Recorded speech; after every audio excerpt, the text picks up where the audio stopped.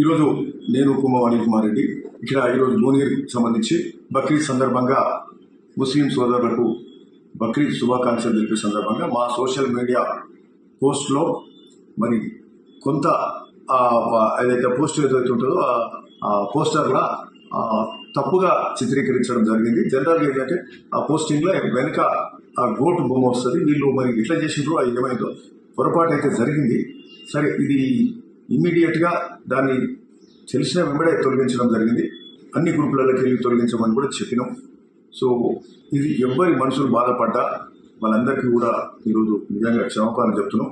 ఎందుకంటే నేను ఒక రామభక్తుని, నేను ఒక ప్రతి హిందూ ధర్మము, ప్రతి హిందూ ఇది మన రిలీజియస్, మన కల్చర్, సాంప్రదాయాలు కానీ ఇవన్నీ పాటించే సందర్భంగా, పండుగల సందర్భంగా భువనగిరి ప్రాంతంలో నేను మొదటి వ్యక్తిగా నేను ఉంటున్నా గత 10 ఏళ్ళకి వెళ్ళి.